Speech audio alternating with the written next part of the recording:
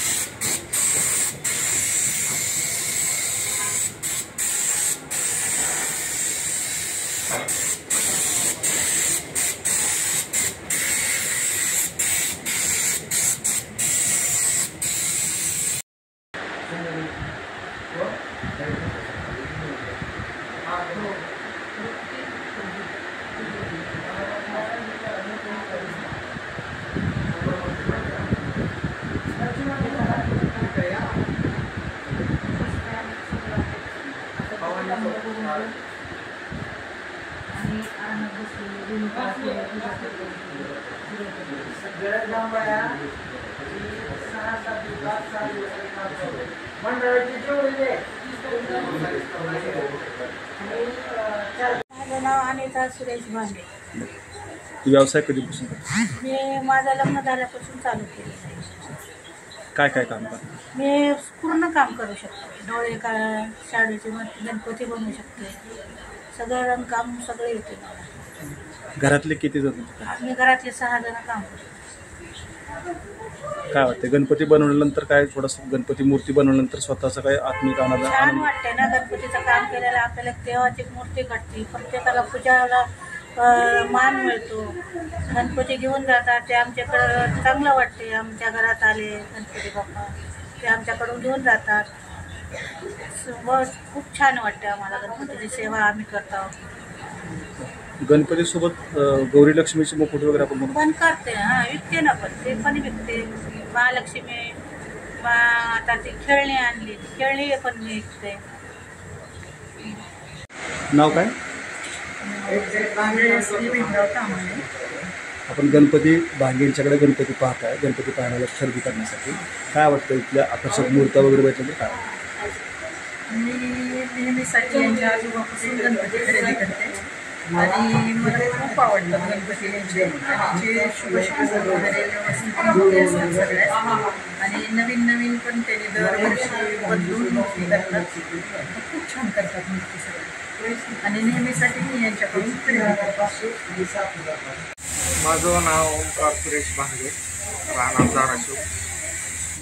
किती वर्षापासून आपण व्यवसाय करता आहात? आता हा व्यवसाय आमचा 4थी पिढी आहे माझी. जवळजवळ एक 40-50 वर्ष झाले आमचं चालू आहे व्यवसाय.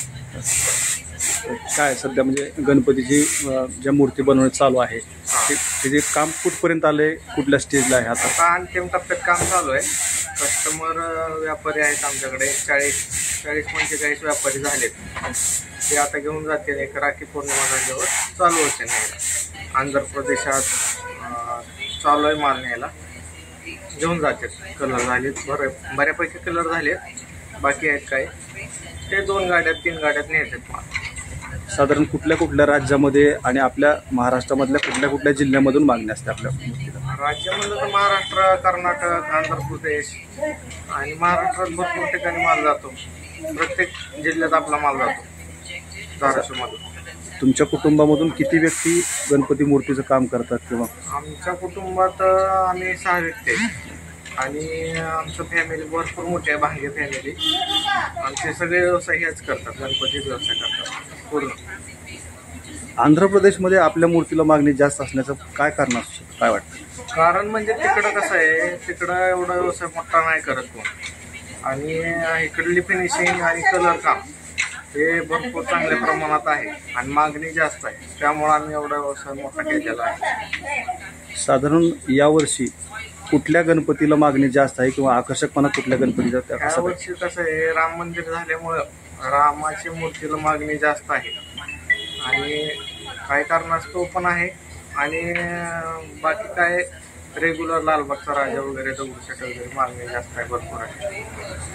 सध्या हा व्यवसाय जो आहे तो तुम्हाला कच्चा माल वगैरे त्याच्यात काही अडचणी येतात का? किंवा कलरच्या बाबतीत काही महागाई वाढली असं काही? महागाई कलरच्या बाबतीत वाढलेली आहे आणि काय म्हणतात त्याला, मजुरी जास्त वाढलेली आहे. कामगाराचे जे काम करण्याचे आहे ते मजुरी जास्त वाढली आहे. साधारणतः यावर्षीचा व्यवसाय किती होईल असं वाटतं? ते व्यवसायाचं नाही सांगता येणार, कारण